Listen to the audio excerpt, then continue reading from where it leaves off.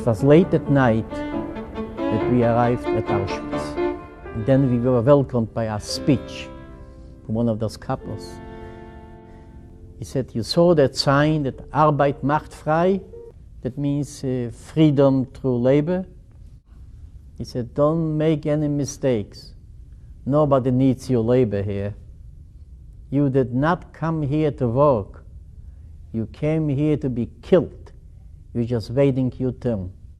Auschwitz in many ways symbolizes the epitome of mass industrialized killing by Nazi Germany during the Holocaust. The camp was transformed from a holding place and a place of incarceration for Polish political prisoners into a mass killing center in a few short years.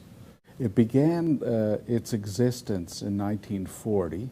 It was set up by the SS in order to imprison Polish political prisoners. When people were brought to Auschwitz, all their personal property was taken away from them. There was a process of dehumanization that went on there. Prisoners had their heads shaved, they were given uniforms and tattooed. So Auschwitz was the only place in which prisoners were tattooed with numbers. The conditions for living, whether those are in the barracks that were created to house horses, that now housed hundreds of people, often 5 to 6 to a bunk. Here is Auschwitz.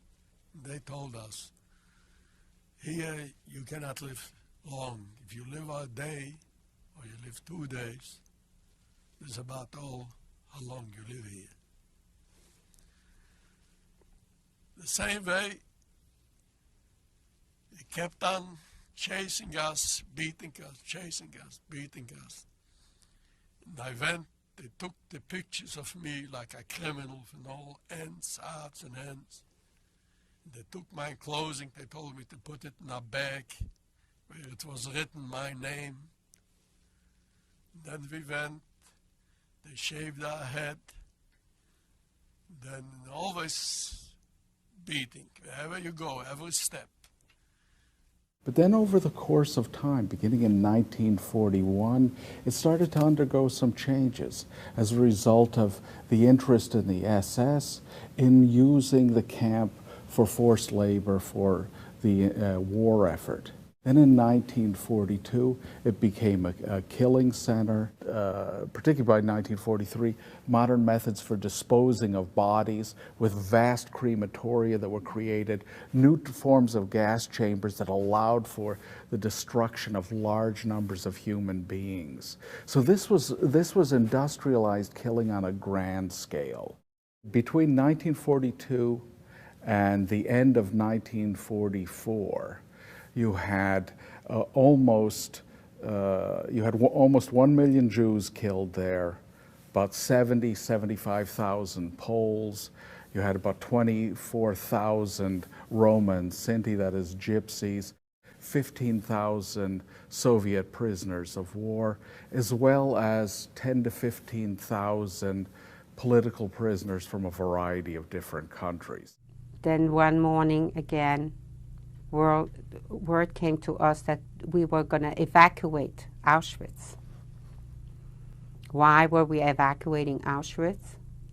It is because the Russians were coming close by. And so we all walked out Auschwitz and we started walking.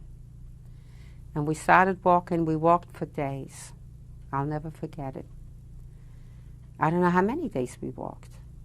We walked, and then we took cattle cars, and then we walked again. And as we walked, we heard gunshots, and they told us to keep on marching. We heard gunshots, and they were shooting people in the back who couldn't keep up with the walking. It ended up being called the Dead March, because the ravines and the gutters, they were all red from blood. Holocaust memorialization is important for every country in the world. In the United States, This is a country in which many Holocaust survivors went after the war. But it's also important for a museum such as this to be in the United States because it serves as a lasting reminder of some of the perils of being a bystander, of watching as events unfold and not dealing adequately with those.